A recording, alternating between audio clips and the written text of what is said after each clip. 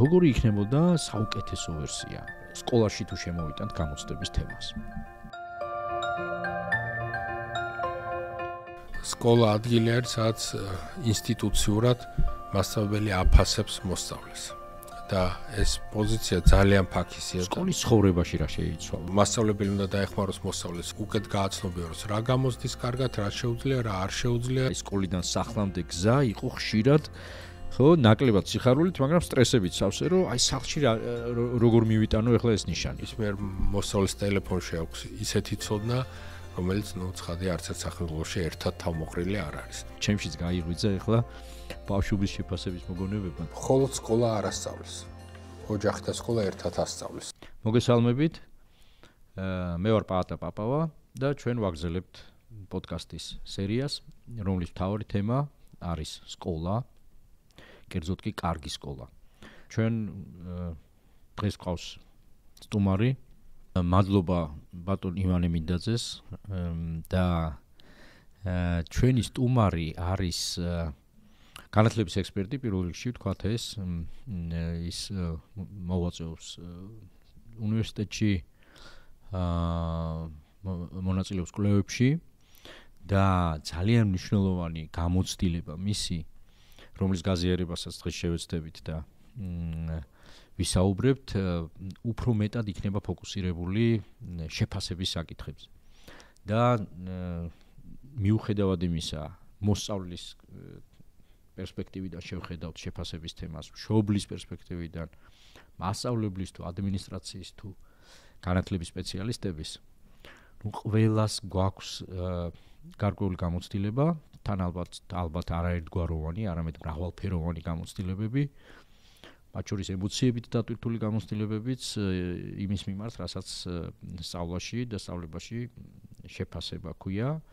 როგორ ვაფასებთ, რა მეთოდებს ვიყენებთ, რა ორიენტირები გვაქვს სწავლის შეფასებისას, რა იცვლება, მოკლედ ბევრი სერიოზული და საინტერესო საკითხი უნდა გავშალოთ დღეს ივასთან ერთად. კიდევ ერთხელ მადლობა ჩვენთან ყოფნისთვის. ძალიან დიდი მადლობა. მართლაც უნიკალურია რა ის გამოცდილება, ივა. მე ჯერ კიდევ როდის, აი სადღაც შემიძლია ვთქვა უკვე 20 წელზე მეტია გასული მას შემდეგ, რაც პირველად გავეცანი ცენტრის მუშაობას, ხო, ახლა შეფასების ეროვნულ ცენტრზე ვსაუბრობ და ისიც კი მახსოვს ძალიან სერიოზულ საკითხს, განათლების მაშინდელი სპეციალისტები, ის ადამიანები, რომლებიც რეფორმებს ახორციელებდნენ საქართველოს განათლების რეფორმებს, აი რამდენიმე შეხვედრიდან მახსოვს შენი გამონათქვამებიც, ის აქცენტები, რომლებიც შენ გააკეთე და რომლის მართლა ძალიან მნიშვნელოვანი იყო მაშინაც და დარწმუნებული ვარ, რომ ყავლი არ გასვლია, არც გაუვა ყავლი მომავალში. მაშასე, მოდი ასე რომ შევხედოთ. საქართველოში სკოლა და რადგან სკოლაზე ვართ ორიენტირებულები, ასევე მინდა გთხოვო, რომ გავითვალისწინოთ ჩვენ ვესაუბრებით არა მხოლოდ სკოლის წარმომადგენლებს, უпростоრად მასწავლებლებს, ან დირექტორებს, არამედ გვინდა რომ ფართო საზოგადოებამ და მშობელმაც მოისმინოს ის, რასაც ვლაპარაკობთ, მათთვისაც იყოს რაღაცით გასათვალისწინებელი და საგულისხმო ჩვენი საუბარი. აი ეს აქცენტი მინდა რომ გავაკეთო სანამ შევუდგებით. და ეხლა პირდაპირ გადავიდეთ თემაზე, უახლეს ისტორიას შევეხოთ. საქართველოში ქართულმა სკოლამ, მე ვიტყოდი მე-19 საუკუნიდან უამრავი საინტერესო და მნიშვნელოვანი ცვლილება თუ ინიციატივა თუ რაღაც ჩავარდნა განიცადა, მაგრამ ახლა შევეხოთ უკვე პოსტსაბჭოთა ქართულ სკოლას, ხო, რომლის რეფორმირებაში საკუთარი ექსპერტული წვლილი გაქვს შეტანილი. აი იმ თვალთახედვით, რასაც ვთქვათ, სწავლის შეფასება ქვია სწავლისა და სწავლების პროცესში. რა მნიშვნელოვანი ცვლილებები განიცადა 90-იანი წლებიდან მოყოლებული, თქვათ 2000-იანებიდან მოყოლებული. რა დაგვრჩა ამ ცვლილებებიდან და როგორც ერთი დიდი მოაზროვნე იყო და რის იმედი უნდა გქონდეს. ძალიან დიდი მადლობა მოწვევისთვის და ამ სიტყვებისთვის, თუმცა ჩემი წვლილი მინიმალური არის და იქ ბევრი ადამიანი იყო ჩართული, ვინც გეგმავდა ამ პროცესს, ვინც მოამზადა, მე პრაქტიკულად ძალიან გამიმართლა, რომ ადრევე შევერთე გამოცდების აი ამ შეფასებიდან 2000 წლიდან 2000-დან კი ჩემამდე დიდ გამოცდილებაზე ვსაუბრობ 2000 წლიდან 2018 წლამდე მცირე შესვენებით მუშაობდი შეფასებისა და გამოცდების ეროვნულ ცენტრში თავიდან დაიწყო როგორც სოფლიო ბანკის პროექტი მაგრამ ადამიანები ვინც თავარი ნაწილი დაგეგმეს მოამზადეს იქამდეც უკვე მუშაობდნენ ამზადებდნენ და პირველი გამოცდები მართლაც 20 წლის წინ ჩატარდა 2005 წელს ჩატარდა პირველი ერთიანი ეროვნული გამოცდები 20 წელია ხო პრაქტიკულად ხა წელსაც რო ჩატარდება იქნება უკვე მე-20 გამოცდა დიდი დრო იყო და ცენტრს ჰქონდა საშუალება რომ მომზადებულიყო ამ გამოცდებისთვის და ეს ძალიან მნიშვნელოვანი ნაწილი იყო რაც გონია ხა ბევრი ლაპარაკობს რომ კორუფციის საკითხი არ ვიცი დღევანდელ თაობას ალბათ არ ახსოვს ან არ იცის მაგრამ ნუ მისაღები გამოცდების კორუფცია სამედიცინოზე ჩაბარება ან თქვა მოდი ეს მაინც გავახსენოთ რა მაყურებელს იმიტომ რომ არის გვინდა თუ არა ეს არის ეს დაიწყო საბჭოთა კავშირის დროსაც ალბათ აი 70-იან წლებში ცნობილი პროცესი ხო გელბახიანის თვარცების სამედიცინო ინსტიტუტის რექტორი და აპატიმრეს მაშინ და ითვლებოდა რომ იყო ფაკულტეტები სადაც ჩაბარება ძალიან რთული იყო იმის გარეშე რა ქვია ან ნაცნობობის გარეშე ან პირდაპირ გრთამი დავარქოთ ამას თუ რაღაც ფულის მიცემის garaში. იყო 90-იან წლებში ეს შემცირდა, მე მგონი, მაგრამ გადავიდა სხვა ტიპის ასევე თვალ ჯანსაღი არ არის, ეგ როდესაც თვითონ რეპეტიტორი იყო მიმღები კომისიის, მისაღები, რა ქვია, კომისიის წევრი და თავის ასე ვთქვათ, პროტეჟეებს შემდეგ დახმარებას უწევდა. ეს ბევრ ყველას არ ეხება ცხადია, უფრო ეხება რაღაც რამდენიმე ფაკულტეტს და უმაღლეს უფრო ეხებოდა. და ალბათ მართლაც ნიჭიერი ახალგაზრდები ალბათ ნაწილი მაინც ხვდებოდა, ხა თვალთ ისე არ იყო და გააჩნია ვინსად როგორ აბარებდა. მაგრამ საკმაოდ გავრცელებული მექანიზმი იყო ეს, მანკიერი მექანიზმი მუშაობდა, მახსოვს პრაქტიკა იყო, მანკიერი ვითარება იყო. თაც 90-იან წლებში მოხდა კიდევ ერთი რამ, კერძო უნივერსიტეტები გაიხსნა. 227 უმაღლესი იყო 2005 წელს, ესე მახსოვს.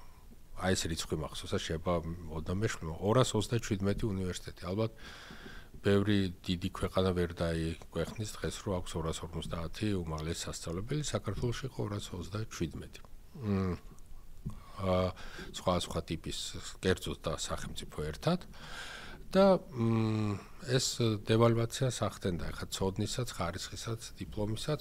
რა თქმა უნდა. თუმცა უნდა ითქვას, რომ ერთიანი ეროვნული გამოცდების შემოღების განაპირობა არა კორუფცია სინამდვილეში, რადგან აი რო თქვით, რომ რეფორმები დაიწყო, რამდენიმე კომპონენტი იყო ამ სარეფორმო ჯგუფში, რამდენიმე მიმართულება, ერთ-ერთი იყო მაგალითად უნივერსიტეტების აკრედიტაცია ინსტიტუციური, რომელმაც დაადგინა, რომ ამა თუ იმ უნივერსიტეტს შეუძლია მიიღოს გარკვეული რაოდენობა სტუდენტების და არა მეტი, ვთქვათ 100 სტუდენტი.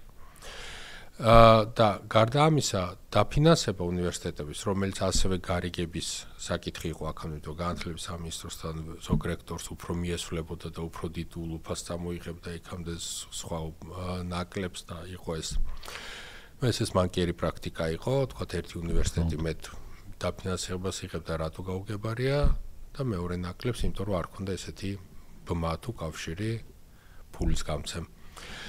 წრეებთან გადაწყდა, რომ სახელმწიფო დააფინანსებს არა უნივერსიტეტებს დააფინანსებს სტუდენტების გზით, ფული მიყვება სტუდენტს, ანუ საუკეთესო სტუდენტები მიიღებენ გრანტს და ესე დაფინანსდება უნივერსიტეტები და ეს იქნება უფრო სამართლიანი ვიდრე ეს რომელიმე არსებული სისტემის, მოქმედი სისტემის არა, ეგ იყო რაღაც კომპილაცია იყო სხვა სისტემების, იმიტომ რომ ამ მოდელს აქვს თავისი მანკიერი მხარე, თავისი ნაკლი, რომელზეც ვიტყვით აუცილებლად ალბათ დღეს. მაგრამ იმ მომენტში ეს ჩანდა საუკეთესო გამოსავლად, იმიტომ რომ წყვეტდა ბევრ პრობლემას, წყვეტდა დაფინანსების პრობლემებს, სამართლიანობას უბრალოდ დაფინანსების კუთხით. აი ეს ფასიანი სექტორები იყო, უფასო სექტორები, მათში გადანაწილება სტუდენტების, ეგეც გარიგებების საკითხი ხდებოდა. ბევრი პრობლემა იყო, რომელსაც ეს მოდელი იმ მომენტში ძალიან კარგად გაართვა თავი ამ მოდელმა და გახდა აუცილებელი იმისთვის, რომ განაწილებულიყო ეს გრანტები, ცენტრალიზებული გამოცდა, ან ინსტრუმენტი შემოღებულიყო, ცენტრალიზებული რაღაც საზომი, ვინჯობია, ერთი აბიტურიენტი, რომელიც აბარებს თქვათ სამედიცინოზე თუ მეორე, რომელიც აბარებს სიტყვაზე ტექნიკურ უნივერსიტეტში, ან უნივერსიტეტში, ან რაღაც სულ ერთ ფილოლოგიურს. ამან განაპირობა ცენტრალიზებული გამოცდის შემოღება. და სწორედ ეს იყო ამოცანა შეფასების და გამოცდების ეროვნული ცენტრის ამ სამართლიანი ობიექტური სანდო გამოცდის მომზადებას. და თქვენ რო იკითხეთ რა დაგვრჩა ამ სკოლას თუ ქვეყანას თუ სახელმწიფოს, ალბათ არის ყველაზე მნიშვნელოვანი ის, რომ ჩვენ გვაქვს გამოცდილება, რაც ნამდვილად დაგროვდა ამ ქვეყანაში ბევრი სპეციალისტია, ჩემზე ბევრად უკეთესი, რომელსაც შეუძლია დავალებების მომზადება, იცის რას ნიშნავს სტანდარტიზებული გამოცდა, შემაჯამებელი გამოცდის მომზადება, ამ მხარის, ასე ვთქვათ, ორგანიზაციული მხარის მოგვარება, როგორ ხდება პროგრამული უზრუნველყოფა, როგორ შეიძლება ტესტების ხარისხის შემოწმება, ფსიქომეტრული ანალიზი, რომ უზარმაზარი კომპლექსური პროცესებია, ხო? და ეს გამოცდილება ქვეყანაში ნამდვილად შეიქმნა და არის ბევრი ადამიანი, რომელსაც შეუძლია ძალიან სერიოზული ექსპერტით თუ ექსპერტიზა გაუკეთოს სხვა ტიპის ტესტებს, მოამზადოს ტესტები, გამოცდები და იცის ეს სფერო. რაც იქამდე ესეთი მთლად კაფეოდ გამოკვეთილი არ იყო. ძალიან ბევრი კარგი მათემატიკოსი იყო და არის ჩართული ამ სფეროში, ფსიქოლოგები ძალიან ბევრი ფსიქომეტრული ანალიზისთვის იყვნენ, უნიკალური გამოცდილება არის ეს ალბათ საქართველოში, რაც ნამდვილად ბოლო ათწლეულების ალბათ ყველაზე მნიშვნელოვანი რამ არის, რომ სახელმწიფოს შეუძლია რომ არსებობენ ადამიანები, ვისაც შეუძლია ესეთი სერიოზული გამოცდის მომზადება, ჩატარება, სხვა ტიპის, სხვადასხვა ფორმატის, სხვა მიზნით, მაგრამ ობიექტური სანდო ვალიდური გამოცდის მომზადება. ეს ძალიან მნიშვნელოვანი არის ალბათ.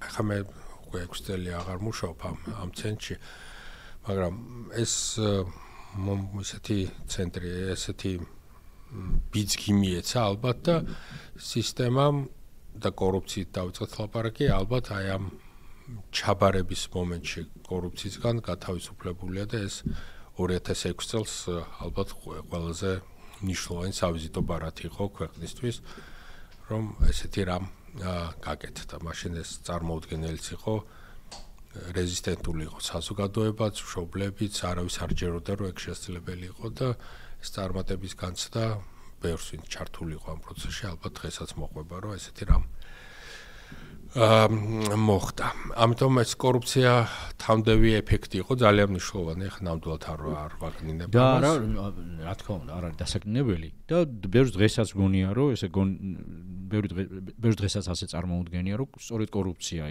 იყო, თქვათ, აი ეს ხო, წყარო და დარტყმის ობიექტი ამ რეფორმის.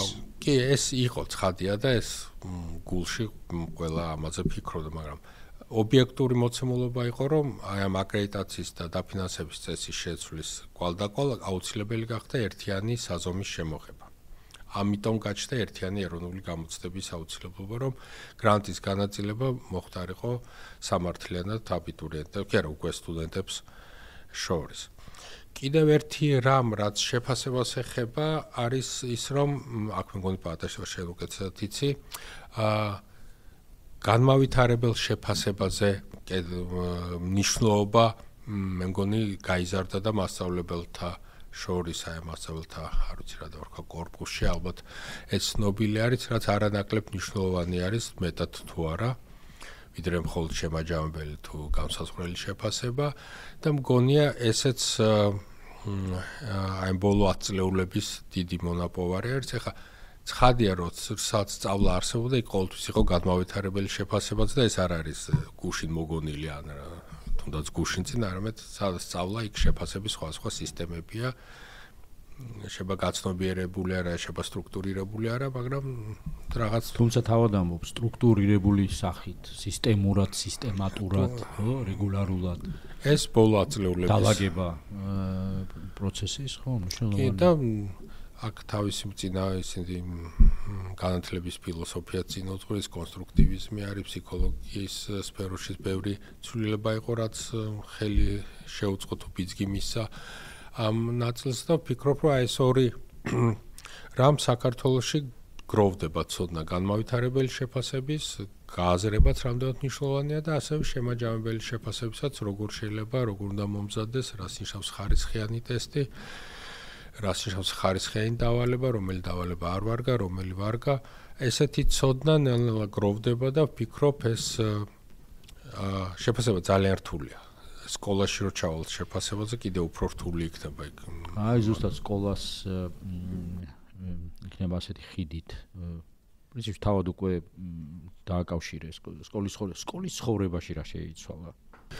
სკოლის ცხოვრებაში განმავითარებელი შეფასება ნამდვილად შეიცვალა პირველი მე-6 კლასამდე. ეხლა განმავითარებელ შეფასებას და განსხვავებულ შეფასებას შორის არ არის ისეთი დიდი სხვაობა, როგორც ხანდახან ფიქრობენ, რომ ორივე შემთხვევაში რაღაც უნდა შევაფასო და ამ შეფასების დაყრდნობით ვიღებ ოღონდ სხვა ტიპის გადაწყვეტილებებს.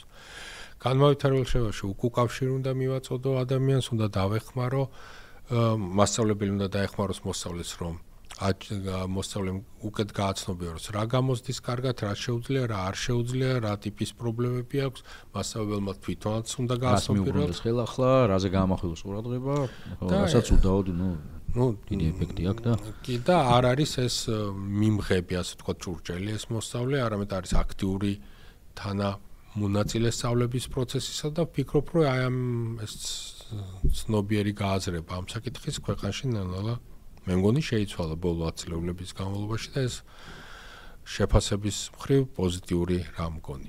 შეფასება რჩება ძალიან რთულ საკითხად, იმიტომ რომ რატომ მოითხოვს თვისებებს, რომელიც რა აქვს ასეთი სამართლიანი უნდა იყოს. არ უყვარს მიკერძოება. მასწავლებლები არიან მიკერძოებული, მეც მიკერძოებული ვარ ცხადია და ზოგი მოსწავლე უფრო მომწონს და ზოგი ნაკლებად. კი, მასწავლებელი ეს არ არის 0 და 100-ის თემა, ხო, ესე ყველას გვაქვს გარკვეული ანტიპათიები, სიმპათიები და ანტიპათიები და ამას ვერ გავანულებთ სრულად.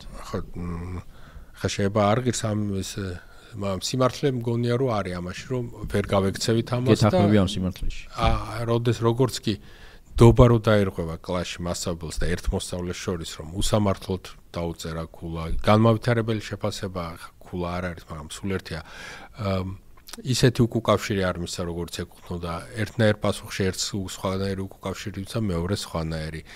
ერთი უფრო რაღაც თავი დაიგრძნო წახალისებულად მეორემ ნაკლებად. ეს მოქმედებს და ნდობას თუ კლასში ნდობა დაინგრა განმავითარებელი შეფასება ნაკლებად მუშაობს. იმიტომ რომ მე უნდა ვენდო უკავშირს, მაინტერესებდეს, უნდა ვცდილობდე როგორც მოსწავლე რაღაცას მივახციოთ და თუ აი ნდობის თემას ისევ მივახლოთ. და ეს შეფასების ნაწილი არის, იმიტომ რომ სკოლა ადგილი არის, სადაც ინსტიტუციურად მასწავლებელი აფასებს მოსწავლეს. და ეს პოზიცია ძალიან ფაქისია და ადამიანურ თვისებებს მოითხოვს, რომელიც მე ჩამოყალიბებაც ხანდახან მიჭირს, მაგრამ აი სამართლიანობა ხანდახან კი არა მიჭირს.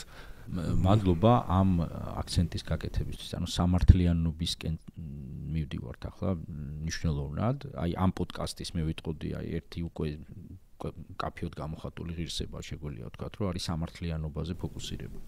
ეს აუცილებელი პირობა და ძალიან ძნელია. ეს ხო ადამიანის თვისებები უნდა იყოს მასწავლებელს ძალიან ძნელია, იმიტომ რომ აი სულ ყოველ ჯერზე ერთი სიტყვა დავაკელი ეწყინა მოსწავლეს, პირიქით ზედმეტი უთხარი კვლავ ვაწყეინე. ანუ შეიძლება ბევრ რამე ავაგო და უცებ დამენგრეს, ეს ძნელია. სამართლიანობა ძალიან მნიშვნელოვანია. ასევე რას ვეკითხებით? მგონი აქაც საკმაოდ ცვლილება მოხდა ჩემი დროის სკოლასა თუ ჩვენი დროის სკოლასა და დღევანდელ სკოლას შორის. ძალიან ორიენტირებული იყო სკოლა ცოდნაზე ჩემ დროს. მე ვიცი ზეპირად ბევრი რამ. აღმოჩენის თარიღები, ბრძოლები, რაღაცები, რაც მახსოვს ახლა ბევრი რამე დამოიწყო, მაგრამ ჩვენ რამდენიმე სკოლა მოქვს გამოცვლილი, ამ სკოლებში როგორც წესი, გარდა ბოლო სკოლისა, სადაც ცოდნის მარაგის შეგროვებაზე იყო ორიენტირებული. უნდა მცოდნოდა ზეპირად რაღაცა უამრავ ქიმიაში რაღაცეები, ფიზიკაში რაღაც ფორმულები, მათემატიკაში ამ გააზრებული სწავლა ნაკლებად იყო. მე ვარ ადამიანი, რომელიც თulis რომ ცოდნის გარეშე უნარები არ იქნება. მე ვთვლი რომ ცოდნა აუცილებელია და რაღაც ცოდნის ულუფა, მათ შორის დაზეპირება სკოლაში უნდა იყოს. უბრალოდ არ უნდა იყოს გადაჭარბებული. დღევანდელ სკოლა ცდილობს რომ და განათლების დღევანდელ სრომამობ 21 საუკუნეში, აი ბოლო ათწლეულებში, იმიტომ რომ სხვა დოზით ყველა ეს ზოგადად სოფლიო ალბათ სოფლიოში შეიძლება ითქვას რომ ეს ძალიან გავრცელდა ეს მიდგომები, რომ ადამიანებს გამომუშავოთ უნარები, რომ ეს ცოდნა გამოიყენონ, იყვნენ გამომყენებლები ცოდნის. ეს მნიშვნელოვანი ნაწილია, რაც ძალიან შეიცვალა მგონია და არ უნდა მოხდეს, რომ ცოდნა დავაკნინოთ ამით. ცოდნა საჭიროა, იმიტომ რომ ანალიზი, მსჯელობა ცოდნის გარეშე ძალიან მნიშვნელოვან თემას ეხები ცოდნასა და უნარებს შორის, ესე იგი მიმართებებს, პროპორციებს, რაღაც ულუფებს, ალბათ პროცესებსაც ბოდიში რო შეგაწყვეტინე, მაგრამ ძალიან მინდა გთხოვო, რომ ამას ბევრი ჩვენ საზოგადოებაშიც არა მარტო ჩვენთან ბევრი ადამიანი მიიჩნევს ამას რაღაც ექსპერტების აკვიატებებად. სინამდვილეში რა მოიტანა ეს ამბავი? ეს ხო, ეს ძვრა ცოდნაზე დაფუძნებულ ორიენტირებულიდან, ხო, გნებავს თქვა ცოდნა უნარებთან კომბინირებული, უნარებზე ორიენტირებული განათლებისკენ. მე მგონი აქ უფრო გლობალური საკითხები. სამყარო გახდა ძალიან დინამიური. მე ვიწყებ რაღაც ცოდნის ულუფა მაქვს, დავამთავრე სკოლა, დავამთავრე უმაღლესი და დავიწყე მუშაობა და აღმოჩნდა ეს ჩემი ცოდნა სტატიკური არის, ვერ ვიყენებ. მე მჭირდება სწრაფად ორიენტირება, სწრაფად შემეძლოს გადასვლა სხვა რელსებზე, სხვა მხარეს. ისეთ პროფესიების ცვლა გაიზარდა. ეს წნეხი აღმოჩნდა, რომელიც უნივერსიტეტს დააწვა, რომ უნივერსიტეტი არ ამზადებს პროფესიული ცხოვრებისთვის, ეგ არის ტიპური პრეტენზია, რომელიც ყველა უნივერსიტეტის მიმართ თითქმის მსოფლიოში, ზოგადად საუნივერსიტეტო ცხოვრებისთვის და უნივერსიტეტები აი გამოყენებითი მიმართულებებს ქმნიან, ცდილობენ მაქსიმალურად მოერგონ წარმოებას, მოთხოვნებს ბაზრისას, რა ძალიან ძნელია და ყოველთვის უსწრებს ბაზარი ჩქარა იცვლება, იმიტომ რომ იქ წნეხი დიდი არის, ვინც იგვიანებს ის გამოვარდება ბაზრიდან. უნივერსიტეტებს ეგეთი წნეხი აქვთ, მაგრამ ბევრად უფრო ნელა ხდება იქ ცვლილებები. აი პროგრამირების სწავლება წარმოგიდგენთ, როდესაც იმ 5 წელიწადში იმდენი რამე იცვლება, რომ ვერც ასწრებს სილაბუსის გადაწერას, იმიტომ რომ ამ დროს ეს შენი პროგრამა უკვე ძველია, რასაც ასწავლეთ. მაგრამ რაღაც ბაზისური ცოდნის მიცემა მგონია რომ აუცილებელია, მათ შორის სკოლას რო დაუბრუნდეთ. და ეს სკოლამ უნდა მომზადოს ამ ცოდნის გააზრებული მიცემა. მაგალითად, მე ვსწავლობდი მათემატიკას, თქვათ, ითვლებოდა რომ კლასში ყოველ შემთხვევაში ცუდად არ ვსწავლობდი. რაღაც ფორმულები ვიცი, მაგალითად, რაღაც 45 გრადუსი სინუსის რამდენია და 30 გრადუსი. მაგრამ რა არის ტრიგონომეტრია არ ვიცი. ხა ფუნქციები რაღაცას ვიტყვით, მაგრამ ცელულში გააზრებულად მე აღარ მისწავლია. მე გასავლი მაქვს ზეპირად, შემიძლია ავიღო ნებისმიერი სამკუთხედი თუ რაღაცა, გავზომო და რაღაცას რიცხვს ვიტყვი. ფესვი, ორი შეფარდებული ფესვი, ორთან რაღაცას ვიტყვი და რა არის არ ვიცი. ანუ მე შემიძლია ამოცანა ამოხსნა, მაგრამ არ ვიცი არსებითად რა არის. და მგონია რომ როცა ვლაპარაკობს უნარებზე არის რომ გააზრებული ცოდნა იყოს. ეგ არ ნიშნავს რომ ეს არ უნდა ვიცოდე ეს ფორმულა ან რაღაც წესი ან რაღაც, მაგრამ უნდა გააზრებული მქონდეს. უნარი არის როდესაც მე შემიძლია უკვე მე თვითონ მოვირგო, შეიძლება აღარ მახსოვდეს სინუსზე რაღაც 60 გრადუსზე არ მახსოვდეს, მაგრამ რახან პრინციპი ვიცი, უკვე შემიძლია ცხრილში ვნახავ, ახლა ნებისმიერ მოსწავლეს ტელეფონში აქვს ისეთი ცოდნა, რომელიც ცხადია არც ერთ სახელმწიფოში ერთად თავმოყრილი არ არის. და შეუძლია ნახოს ის 30 გრადუსით და რაღაცა ამხსოვს. მაგრამ პრინციპი უნდა ესმოდეს. მაგრამ ეს პრინციპი ცოდნა ჭირდება, უნდა იცოდეს რაღაც პროცესები მათემატიკაში, რომ მათემატიკური აზროვნება კონდეს რაღაც დაზეპირებად შეიძლება მოუწევს და მე პირად ამის წინააღმდეგი არა ვარ, ხო, მოცულობის წინააღმდეგი შეიძლება ვიყო. იგივე ისტორიაზეც პროცესები უნდა ვიცოდეთ. რა ხდება ისტორიულ აი ამ ეპოქაში, რა არის მნიშვნელოვანი.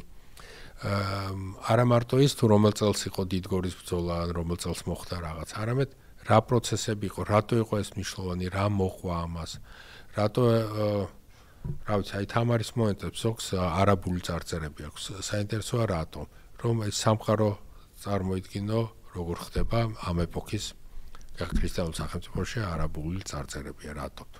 საინტერესო არის, და არა მხოლოდ ის, რომ ბასიანის ბრძოლა, რომელიც ზუსტად არ ვიცით, მაგრამ რომელიღაც წელს მოხდა, რაღაც შამქორი, რაღაცა. ანუ გონია რომ ესეთი რამ უნდა ისწავლებოდეს და ეს მიდის მე მგონი ნელ-ნელა. ეხლა სასურველად კარგად არ მიდის. ეხლა ნებისმიერ სახელმწიფო იგივე ისტორიის რო გადაფუსულ დღევანდელი, აი დღეს რაც არის, ნახავთ რომ ძალიან გადატვირთულია მართლა. თითოეულ აბზაცში არის თარიღი, ვიღაცის სახელი, ვიღაცის გვარი.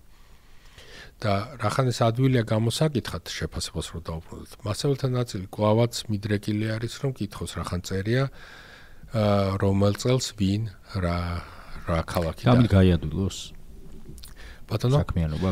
იადვილებს საქმიანობას, მოსწავლეც იადვილებს, ვინც დაზეპირებაზე ორიენტირებულია, ნუ ადვილია დაიზეპირებ და სამთვეში აღარ გახსოვს.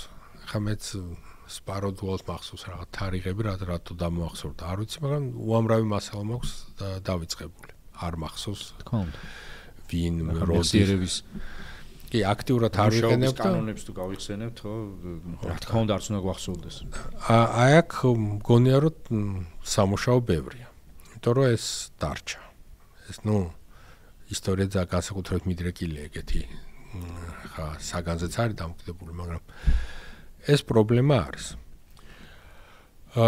მაგრამ თუ შეფასებას დაუბრუნდებით, მგონია რომ ტენდენცია კარგი იყო ყოველ შემთხვევაში, იმიტომ რომ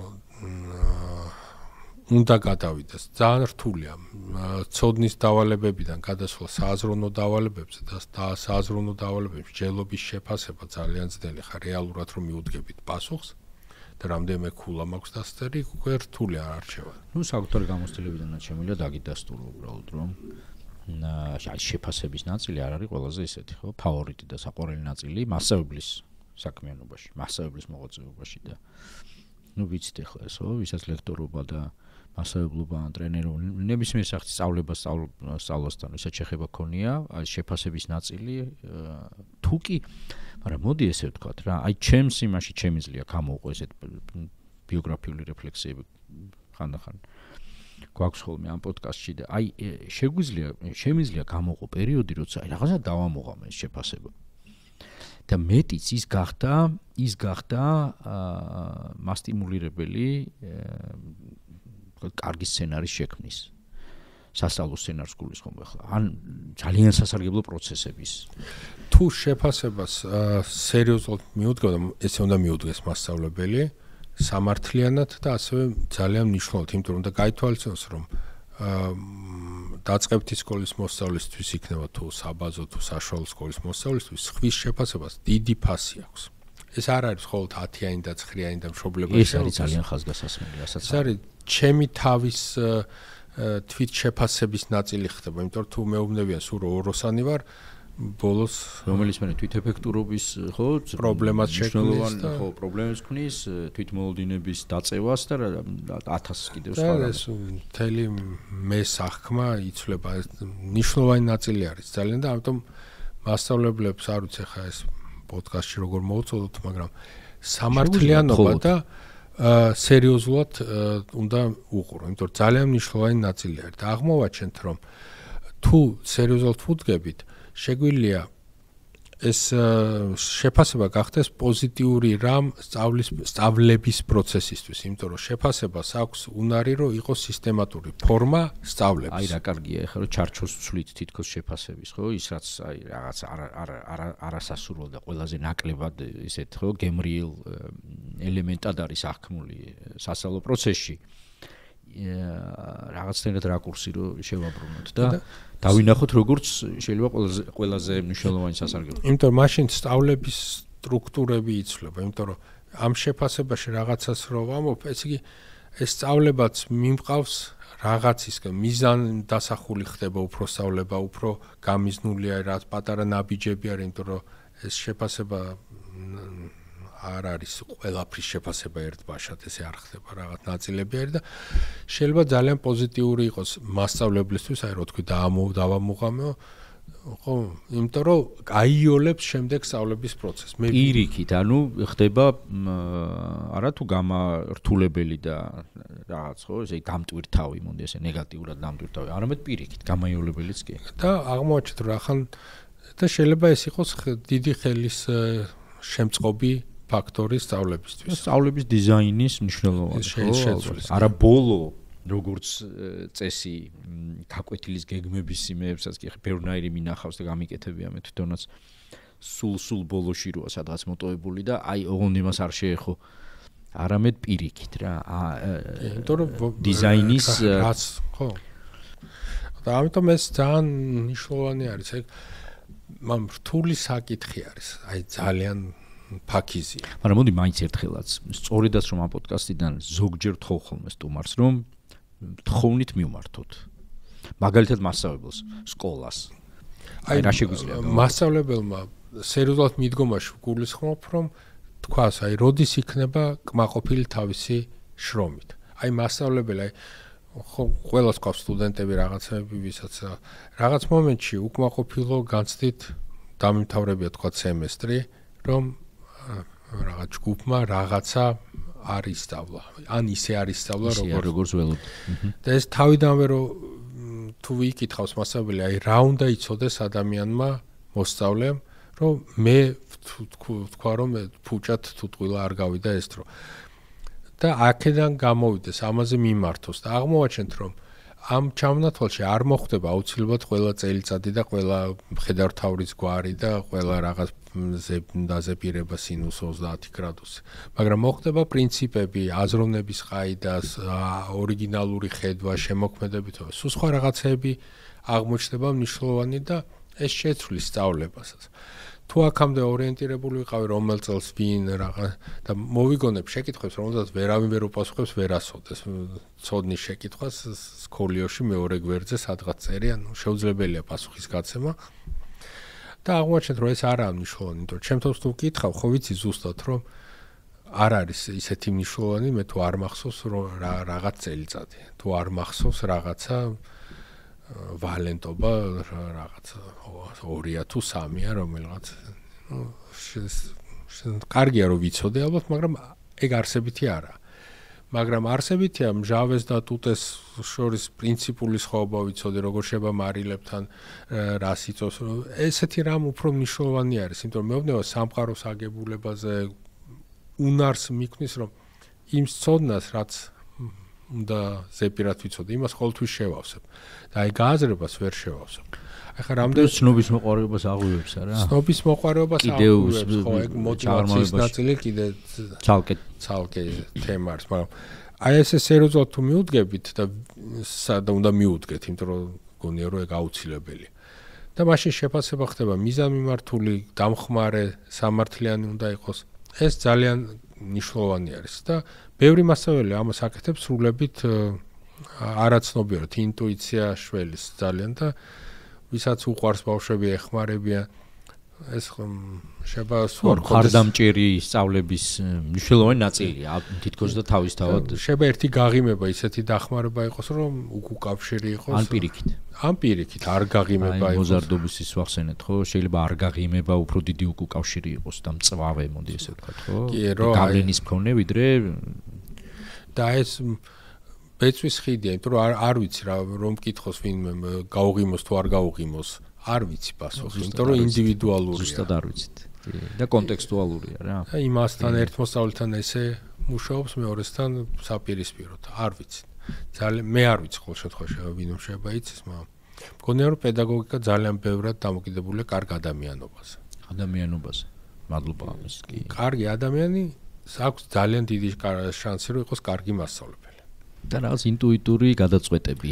კი, არის ტექნიკა ცოტა რაღაცები, მაგრამ ეს ტექნიკები, რაღაცები თუ იგრძნობა რომ ხელოვნურად ვიყენებ, აი მაღაზიაში რომ შევდივარ და ეგეც ხო ტექნიკა გამყიდველი რო გიღიმის და დაგეხმარდა. ხანდახან სიყალბეს გრძნობ და მაინდა-მაინც არ იხიბლები. აი გულწრფელი გაღიმება ძალიან ბევრ ამას შეცვლიდა სიტყვაზე. რაც მოდი ჩავთვალოთ, რომ შეფასების კატეგორიაში შეგვიძლია შევიყვანოთ. ხო, ახლა ცოტა გავცდით შეფასებებს, მაგრამ არა მნიშვნელოვანია მაინც, იცით? მაგრამ არ მოვწყდით, ასე ვფიქრობ. ხო და ეს ძალიან მნიშვნელოვანი ნაწილი არის რაც და აი როგორი მოსწავლე გვინდა რომ კონდეს. ეს შეკითხვა არის არა მარტო მასწავლებლის მიმართ, არამედ მე ვკითხო სახელმწიფოს მიმართაც, იმიტომ რომ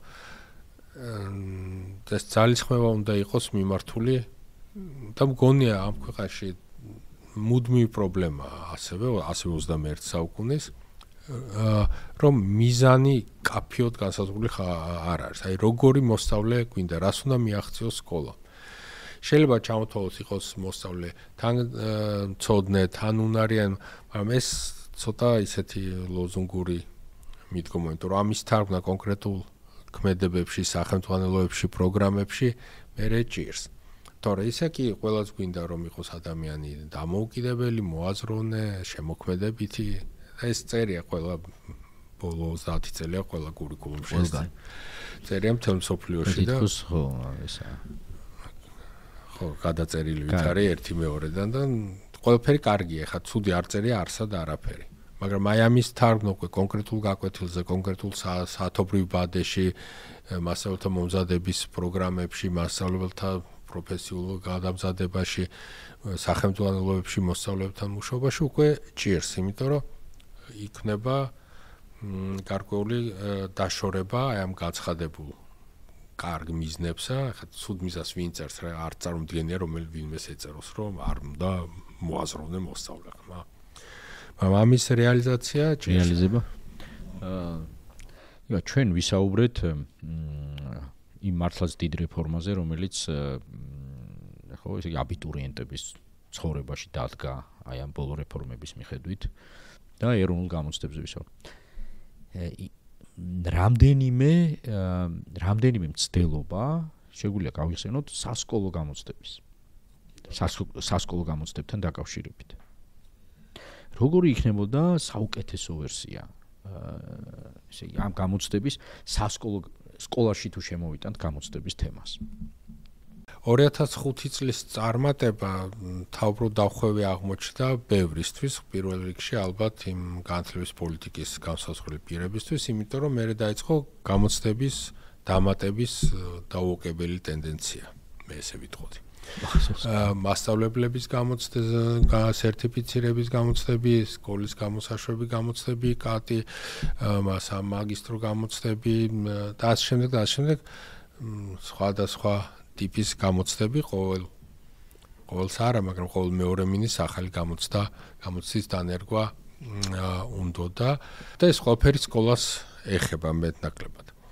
ყოველ ჯერზე სხვა შორის გამოცდების შეფასებისა და გამოცდების ეროვნული ცენტრისში რო ვიყავ მაშინაც და ეს ცენტრიც ამბობდა თვლიდა რომ ეს გამოცდა შეიძლება იყოს მხოლოდ ნაწილი რაღაც სხვა პროცესისა.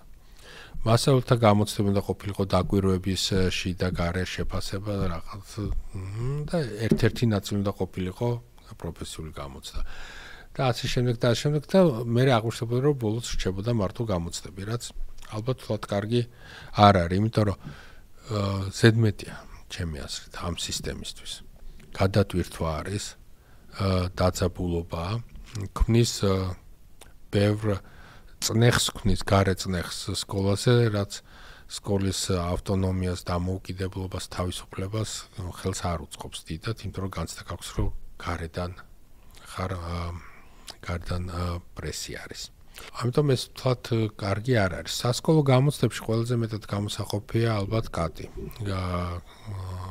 მაშინ გამოსაშვები გამოცდები, რომელსაც აქვს ორი მხარე, ჩემი აზრით. ერთი ძალიან პოზიტიური, იმიტომ რომ აი კი ნამდვილად უნიკალური გამოცდილება შეიქმნა საქართველოში და აი ამ პროფესიულ წრეებში, მსოფლიოს პროფესიულ წრეებში, საგამოცდო აი ტესტოლოგებში, სხვა კავშირებში საქართველოს ბევრი ანგარიში არის საერთაშორისო ჟურნალების დონეზე ან სტატიების ან სხვა ფორმით, რომელიც გამოყოფდა ამ მოვლენას, იმიტომ რომ გადავტვირთოთ მაყურებელს თუ მსმენელს, იმიტომ რომ აერთის მოდელით გაკეთდა მრავალ ათასიან აუდიტორიაზე უნიკალური ალგორითმი მუშაობდა, რომლის ერთადერთობა მათემატიკურად დამტკიცდა და დამტკიცებულია მათემატიკურ და ნაჩვენებია მათემატიკურ საზოგადოებაში, რომ ეს სწორი გააწყვეტია. ანუ ბევრი რამ გაკეთდა, რაც იყო დიდი წარმატება. იყო თუ არა 2010 წელს საჭიროს 10-ში შემოვიდა. გამოსაშვები გამოცდების შემოღება არ ვიცი. ყოველთვის ფიქრობ, რომ კვლავ წნეხი შექმნა სკოლაზე. სკოლაში გამოცდების შემოღება, ცენტრალიზებული გამოცდების შემოღება სჭირდება კაფეო მიზანი, რატო ავაკეთებთ ამას. აი ხაც არის ლაპარაკი, რომ რაღაც სხვა ტიპის გამოცდები შემოიღოს სხვა საფეხურზე. მიზანი არის კაფეოთ სათქმელი, ჩემი აზრით. მიზანი უნდა იყოს სათქმელი, რატო კეთდება ეს გამოცდები, იმიტომ რომ სხვა მხრივ გაუგებრობა, მოულოდნელობის ეფექტი არის ბევრი მასწავლებლისთვის, სკოლის დირექციისთვის. და შეიძლება ამან შემდეგ ძალიან კარგი წამოწყებებს ხელი შეუშალოს. ამიტომ სასკოლო გამოცდებში მე ვიტყოდი, რომ პირველ რიგში მასწავლებლებს უნდა მიეწოდოს ინსტრუმენტები, ტესტის მომზადება ძალიან რთულია. რაღაც მზატესტები ამოირჩიოს იქიდან მასწავლებლებს, თვითონ შეადგინოს, თვითონ მოირგოს, თვითონ შეაფასოს თავის მოსწავლეები, გადააკეთოს თუ რამე არ სჭირდება. ანუ მე ძალისხმევას მიმართავდი დავალებათა ბანკების შექმნაზე და სხვა მიზნების აღწერებზე. მასწავლებლებს მივცემდი დავარქოთ ამას ხელსაწყოს შეფასებისთვის, განმავითარებელი შეფასების ხელსაწყოების არის უამრავი სხვა ტექნიკა, მოდელი რაღაც. გარდა იმისა, რომ ადამიანი უნდა იყოს ადამიანური მასწავლებელი, მას ის სჭირდება თქვა სხვა არის ილეთები თქვა რომ რა თქმა უნდა ინსტრუმენტებია რა და ვფიქრობ რომ აი ეს მიმუშავია თქვა თავის დროზე სკანირების ტიპის რომელსაც იყენებდნენ მე უამრავი არის რაღაც ბარათები ესეთი ბევრი რამე რაც შეება ადამიანს მისცემ ამ გონია რომ ეს უნდა იყოს სკოლის პასუხისგებლობები და სკოლის ხელში უნდა იყოს ანუ სახელმწიფოს ადგილს მივცემდი აი ამ ინსტრუმენტებს სკოლას არა ცენტრალიზებული გამოცდა. დირექტორის როლი ხარ შემოდის. დირექტორი ძალიან მნიშვნელოვანი როლი აქვს. დირექტორი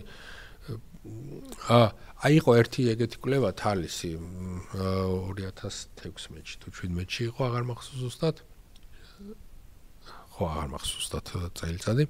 ნუ ერთი 6 წლის წინ დაახლოებით და აი ამ კვლევებიდან, სხვა კვლევებიდან ჩანს, რომ კარგი დირექტორის როლი ბევრად უფრო მაღალი ვიდრე კარგი მასწავლებლის. კარგი მასწავლებელი კი მუშაობს თავის კლასში და იმ კლასს ეხმარება. და დირექტორი რომელიც შეიძლება სულ არ ასწავლდეს არც ერთ კლასში. ქმნის ისეთ სამუშაო გარემოს, საკლასო, სასკოლო კლიმატს, როგორც ამბობენ ხოლმე, რომ მთელი სკოლა იწევს წინ და საშუალო მასწავლებლები უკეთესი ხდებიან. დირექტორის როლი წარმოუდგენლად მაღალი. აი ამ შეფასების ინსტრუმენტების მუშაობის რაღაცა თუ დირექტორი შეძლებს თანამშრომლობის ჩამოყალიბებას მასწავლებლებს შორის ხა რა დასამალია კათედრები არ მუშაობს და ხშირად არ მუშაობს ხა მე ესე ვამბობ ხოლმე გადაჭარბებით მაგრამ ბევრ სკოლაში ალბათ არ მუშაობს მაგით ახმების და სამი მასწავლებელი სიტყვაზე ქიმიის ან მათემატიკის ან ქართული უკეთესად იცი ნამდვილად და ისინი ერთმანეთთან ნაკლებად თანამშრომლობენ და თუ დირექტორი შეძლებს ეს თანამშრომლობითი ვითარება შექმნას შეფასების ilaparakon როგორ ამოწმებენ ეს ძალიან ხელს შეუწყობს სკოლის განვითარებას. დირექტორის როლი ძალიან დიდი არის. მე მგონია რომ ცენტრალიზებულ გამოცდებს ბევრს და დანერგვას ჯობია ინსტრუმენტების მიცემა და მასწავლებლების ხელში გადაცემა ამ ნაწილის, ვინაიდან ეს სკოლას მისცემს განვითარების საშუალებას. გარდან ჩატარებული გამოცდა არ უწყობს სკოლის შიგნით მასწავლებელთა ზრდას დიდად ხელს. იმიტომ რომ მაინც გარეშე ფაქტორია. აი მასწავლებელს რო კონდეს ხელში ბევრი ინსტრუმენტი, სხვადასხვა იცოდეს გამოყენების წესები, ძალიან დაეხმარებოდა სკოლას. ამიტომ მე მგონია რომ ეს ძალიან მნიშვნელოვანი იქნებოდა სკოლისთვის. დღევანდელი საქართველოს ერთ-ერთი პრობლემა არის მაგალითად ნახევარშტატზე მომუშავე მასწავლებლები. ძალიან მაღალია რაოდენობა მასწავლებლების, რომლებიც ერთ სკოლაში აქვს სიტყვაზე 5 საათი, მეორე სკოლაში 3, ზოგი 3 სკოლაში მუშაობს და გასაგებია ფინანსური პრობლემებით და ეს შეიძლება ძალიან კარგი მასწავლებელი იყოს და ამიტომ არის ერთი სკოლა ცდილობს რომ მოიპოვოს მეორეც, მესამეც და ხან იქ მუშაობს, ხან აქ მუშაობს, მაგრამ ის გადარბენაზეა. მოვა 9 საათზე 11-ზე გაიქცევა, მეორე სკოლაში მივა 12-ზე, გამოვა 2-ზე და მორჩა. ეს ადამიანი ძალიან კარგი მასწავლებელი, ძალიან ხარისხიან გაკვეთილს ატარებს. მაგრამ მისი წვლილი სკოლაში, აი თავის გაკვეთილით შემოიფარგლება. სკოლაში, რომელშიც ჩართული არიან მასწავლებლები, ისინი ერთმანეთს ეხმარებიან, ერთმანეთს უზიარებენ აზრებს, ერთად არიან სკოლის შემდეგ ჩერდებიან, უშუალოდ გაკვეთილების შემდეგ უბრალოდ თანამშრომლობენ, ერთმანეთს რაც აზრებს უზიარებენ, რჩევას ეკითხებიან. ხშირად ერთი კათედრის წარმომადგენლები ხანდახან ერთმანეთს რჩევას არ ეკითხებიან და ეს პრობლემა არის. იმიტომ რომ მგონია რომ ერთად უნდა ვიმუშაოთ, არ არის მზა რეცეპტები, იშვიათად რომ ადამიანი კარგ სწორ გადაწყვეტილებას. დირექტორს აქვს ამაზე გავლენა რა. დირექტორს აქვს თანამშრომლობითი კლიმატის და კლიმატი უნდა შექმნას. კულტურა თანამშრომლობის სკოლაში. დირექტორი, რომელიც არის იმპერატიული და გასცემს ბრძანებებს, ესეთ კლიმატს არ ქმნის. კი, შეიძლება სწორ გადაწყვეტილებებს იღებს, მაგრამ ყოველთვის ვერ მიიღებს ერთი ადამიანი და რაღაც მომენტში აღმოჩნდება, რომ ძალიან მცდარი გადაწყვეტილება მიიღო. და დირექტორი, რომელიც ცდილობს გუნდი შეკრას, ერთად იზრუნონ, ზოგ ნიჭიერ მოსწავლეს ხარი დაუჭირონ, რომ სხვანაირად სხვა მხრივ განვითარდეს. სუსტ მოსწავლეს დაეხმარონ რაღაც პრობლემების გადალახვაში, ერთი გავიგოთ რა პრობლემები აქვს, როგორ ხშირად მასწავლებელი აი ესეთი ხა სტერეოტიპულად ვინც გადაურბიან მასწავლებელმა არ იცის თავის მოსწავლეების. მათი ცხოვრება არ იცის. იცის გაკვეთილი ამან სიტყვას ნინო კარგად პასუხობს და გიორგი რაღაც ნაკლებად ამ პირიქით, მაგრამ აი რა იმალება ამის უკან თვალთ ისე კარგად არ იცის. და ეს სკოლის სასკოლო კლიმატის შექმნა ბევრ ამას შეცვლიდა. ამიტომ დირექტორი მე მგონი ჩემი აზრით არ შეიძლება იყოს შემთხვევითი ადამიანი, ეს უნდა იყოს სკოლის წარმომადგენელი.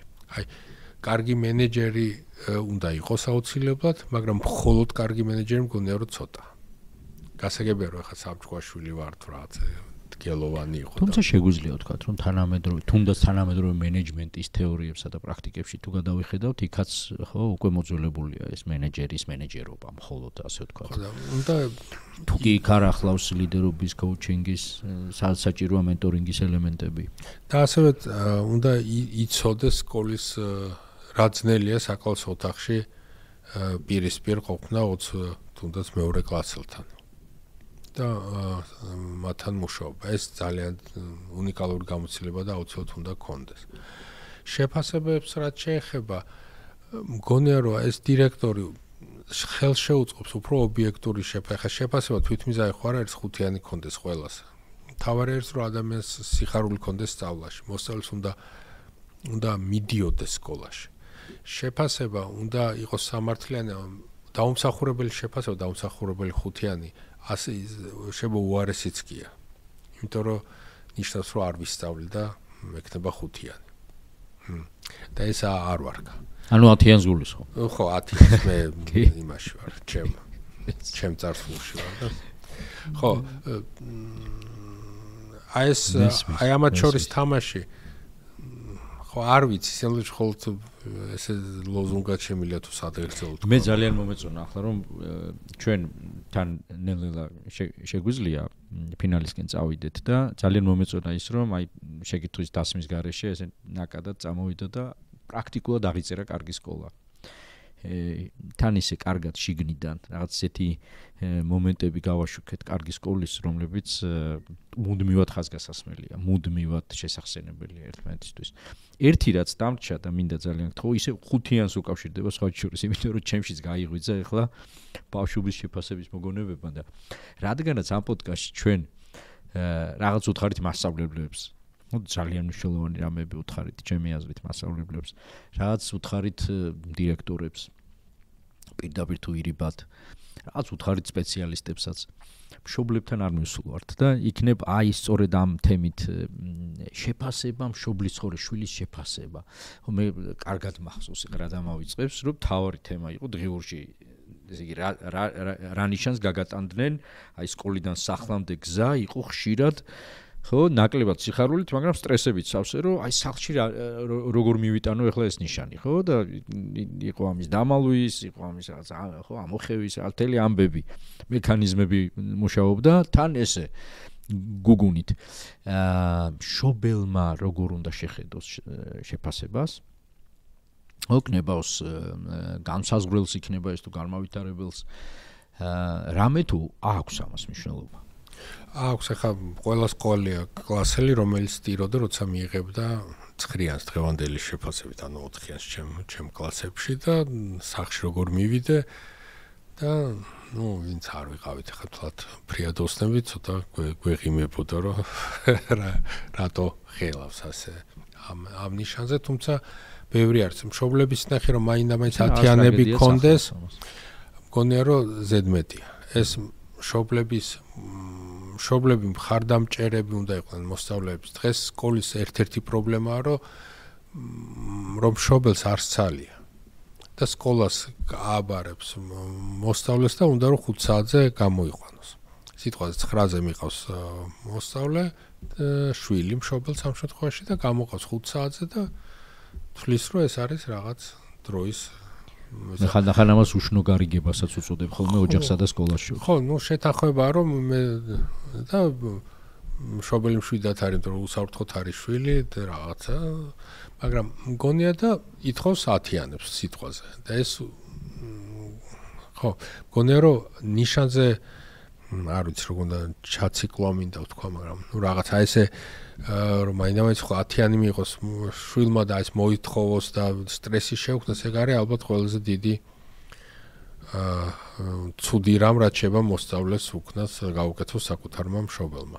არ შეიძლება მშობელ ამ ხარდამჭერი უნდა იყოს მშობელი, უნდა დაეხმაროს, უნდა იმუშაოს. მე ახლა საშინაო დავალებების საკითხი რო ვთქვა, ცოტათი შეფასებასთან არის კავშირში.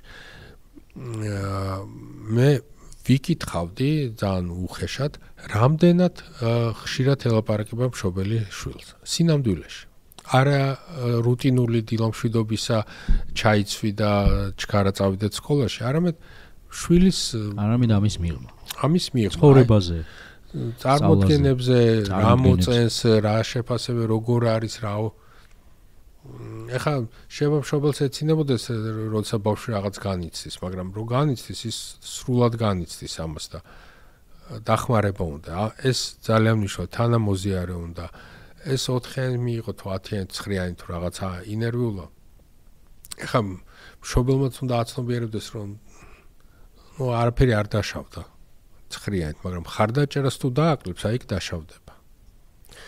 საშინაო დავალება იმედად თქვი რომ სკოლას მე ვიტყოდი რომ საშინაო დავალება იყოს თუ არ იყოს, ეგ არის მუდმივი ესეთი თემა, რომელზეც სწორი პასუხი მე არ ვიცი. კი ბატონო. მე ვიტყოდი რომ რაღაც 15-20 წუთიანი დავალება უნდა ქონდეს განსაკუთრებით დაწყებით კლასებში, რომ მასწავლებელისა, მშობელი და მოსწავლე ერთად აკეთებდეს. იმიტომ რომ შეექმნათ სივრცეს ილაპარაკებენ იმ დავალებაცს და იმ დავალების მიღმათაც, ანუ საერთო რაღაც ჩართულობა ექნება მშობელსაც, მოსწავლის სასკოლო ცხოვრებაში შვილის და არა მხოლოდ ჩაცმა დახურვა კვებაში და რაღაც. რა ძალიან მნიშვნელოვანია, ხა მაგას ორი აზრი არა, მაგრამ ცოტა მეტი იყოს და სკოლა არ უნდა იყოს თანამშრომელი მშობლისთვისაც. სკოლა ვერ იქნება კომპენსაციას ვერ გააკეთებს ოჯახის. შეიძლება რაღაცეები ოდნავ შეცვალოს, ოდნავ რაღაც მაკომპენსირებელ როლი შეასრულოს, მაგრამ ვერ ჩაანაცვლებს. ეგ არის როლებრივი ჩანაცვლება შეუძლებელია და თუ აქ არის მშობლები, რომელიც პრესტიჟი მასწავლებლის შემცირდა, ხო? ესე ამბობენ. ეს ვისგან მოდის? მშობლებისგან. მშობლებისთვის თუ ავტორიტეტი არ არის მასწავლებელი, ეს მოსწავლეებზე გადადის და მოქმედებს. და ვლაპარაკობთ ახლა იმის შეფასება მასწავლებლების რამდენად ღირებული იქნება მოსწავლესთვის, თუ მოსწავლე მიცის, რომ მისი მშობლები თვლიან, რომ მასწავლებლის მიმართ არ აქვს სათანადო პატივისცემა. პრესტიჟი არ აქვს, დაფასება არ აქვს. ეს არის უაღრესად დიდი პრობლემა. და მშობლების და თხოვნაც თხოვნაში შეგვიძლია თხოვნა თანამშრომლობის სკოლას აი კარგი დირექტორი რო ვთქვით, კარგი დირექტორი მშობლებთანაც მუშაობს და არა მხოლოდ მასწავლებლებთან. და ცდილობს რომ შექმნას ისეთი ვითარება, ფორმალური თუ არაფორმალური თუ როგორ, როდესაც იქნება დაკავშირებული ურთიერთობა მშობელს და მასწავლებელს შორის. მათ ხშირად ერთად უნდა მიიღონ გააწყვეტილება. ვისურვებდი რომ ჩვენს კლუბში მეტი იყოს ესეთი ურთიერთობა. მშობლებს თხოვდით რომ ეს სკოლა ვერ შეცვლის ოჯახს, ეს მოლოდინი რომ აი სკოლაში არასწავლეს, არ არის მხოლოდ სკოლის საკითხი, ოჯახის საკითხიც არის. და ეს მშობლებმა უნდა გააცნობიერონ და ვთხოვდი რომ ჩემი აზრით შემოცდები რომ მხოლოდ სკოლა არასწავლეს, ოჯახი და სკოლა ერთად ასწავლეს და თანამშრომლობა აუცილებელია. ურმესი მადლობა. მადლობა ივა. საინტერესო საუბრისთვის. არის რამე რაც გვინდა ვთქვათ კიდევ. და მე დამრჩა რაც ტრადიციასავით გვაქვს, რამდენიმე ბლიც შეკითხვას დაგისვამთ და ამ შეგვიძლია დავასრულოთ. თუ არის რამე რაც გინდა რომ ვთქვა? არა, მე უბრალოდ ან ზოგადად კარგ სკოლაზე, ან კარგ შეფასებებზე, ან პროფესორ კარგად ორგანიზებულ შეფასების პროცესებზე. კარგად ორგანიზებული შეფასება უნდა იყოს სამართლიანი და სასწავლო მიზანზე მორგებული იყოს, რა მთავარ მოტივად, მთავარ აკორდად დავტოვოთ, ასე ვთქვათ, ჩვენი საუბრის და სასწავლო მიზანზე მორგებული. საუბრის. სამართლიანი და მიზანზე მორგებული. და ხო, და ამ პროცესში ჩართული იყოს ყველა, მასწავლებელიც, მშობელიც და თანამშრომლობა და მოსწავლემაც გაცნობიერებული კონდეს, რატომ ეკითხებიან, რატო ვსწავლობ. ეს ძალიან მნიშვნელოვანი ნაწილია, იმიტომ რომ აკადემიური წარმატებისთვისაც მნიშვნელოვანია ვიცი რატო ვსწავლობ. და არანაკლებ ხო, ესე იგი თვითმოლოდინებისთვის, თვითორიენტირებისთვის, თვითეფექტიანობა მოსწავლის გაზრდა, თვითშეფასების გაზრდისთვის. ხო, მომაკვდინებელი ფრაზებია, რომელიც შეიძლება ოჯახში იყოს, ამას მაინც ვერასოდეს ვერ ისწავლე. ეს არაფრით არ შეიძლება ეგეთი. მადლობა ამ ძალიან მნიშვნელოვანი საუბრისთვის, ივა, და ასეთი გზავნილებისთვის რა. გონია რომ კარგად დავახასიათეთ, კარგი სკოლის ის კომპონენტები, რომლებიც და თან მიუხედავად იმისა, რომ ვცადეთ, რომ ერთგვარად ფოკუსირებული ყოფილიყო და უფრო კონცენტრირებული შეფასებაზე, მგონია რომ მაინც გამოგვივიდა სწორედ ისეთი, როგორიც უნდა გამოსულიყო, არაფრაგმენტული, არამედ ხო, რაღაც ფესვებში ჩავედით კარგი სკოლის და მადლობა ამისთვის. რამდენიმე ბლიც შეკითხვას დაგისვამ, თუნებას მომცემ, ესე იგი პირველი რასაც ვეკითხებით ხოლმე სტუმარს ბოლოსკენ არის ერთი სიტყვით თუ შეგიძლია დაახასიათო რა არის განათლება. განათლება ადამიანს აძლევს ნეობრივ ალბათ ორიენტირს. თუ აქვს ღირებულებითი სისტემა შექმნილი, ესე იგი განათლებულია. და რა ცოდნა იმის რომელ წელს. თუ შეგიძლია დაასახელო ნაწარმოები ნებისმიერი ჟანრიდან, რომელსაც ღირს გავეცნოთ ან მივუბრუნდეთ იმისთვის რომ გავიგოთ რა არის განათლება, ზრდა. ერთი ნაწარმოები ძალიან გაჭირდება, მე მგონი. მე არ ვიცი ეგეთი ნაწარმოები. ბავშვებს მოსწავლებს როცა ვლაპარაკობ პირველ მეორე კლასში უნდა გახდნენ მკითხველები. მკითხველი აი არსებობს საბავშვო ლიტერატურა, საკმაყოფილო, ძალიან ბევრია და აი საბავშვო ლიტერატურა ცოტა არის, ეხლა თუმცა ითარგმნა ბევრი, მაგრამ არის ავტორები, რომელიც ჩემზე თავის დროზე დიდი გავლენა მოახდინეს, დაწყებული მაუგლით და რაღაცით, მაგრამ დამთავრებული ჩაპეკის ღაპრებით, ჩაპეკის პატარა მოთხრობებით. რაღაცები იყო, რაც ბევრი მახსენდება ხა სხვა. რაც ნამდვილად ძალიან ღირებული რა მგონია და აქაც მშობლებს თხოვდით, ხშირად ამბობენ შვილი რატო არ კითხულობს და თუ მშობელი არ აჩვენებს ან არ უკითხავს, მაგალითს თუ არ აძლევს, ძნელია მოლოდინია და სკოლა ამას ვერ შეცვლის სამწუხაროდ. მადლობა ამის შეხსენებისთვის და თან ოჯახისთვის შეხსენების. შენო შეიტყვეს დაგისვა რა არის შეკითხვა, რომელიც სასურველია მასწავლებელმა, ყველა მასწავლებელმა. მიუხედავად კლასის, საგნის თუ სკოლის. ყველა მასწავლებელმა ყოველდღიურად დაუსვა საკუთარ თავს. რაღაც მსგავს კი შეეხე. ალბათ რისი მიღწევა უნდა დღეს. ერთ დღეს აი გაკვეთილის წინ უნდა იცოდეს რას უნდა მიაღწიოს. ეს შეიძლება არ იყოს სწავლასთან დაკავშირებული. ეს უშუალოდ ცოდნის გაზიარება. შეიძლება მიზანი იყოს ნდობის შექმნა. მადლობა ნდობის შეხსენებისთვის და ბოლო. ხმების სამყაროში გადავინაცვლოთ, ასე ვამთავრებთ ხოლმე როგორც წესი. სხვა შეგრძნებებიც გავაღვივოთ და ასოციაციები და დავსავსეთ შეკითხოს განათლება რომ იყოს ხმა. აი შენთვის რისი ხმა ექნებოდა? თიდან არწივი ყიოდა, არ ვიცი. ალბათ ეს. ძალიან დიდი მადლობა. პირიქით ძალიან დიდი მადლობა მოწვევისთვის.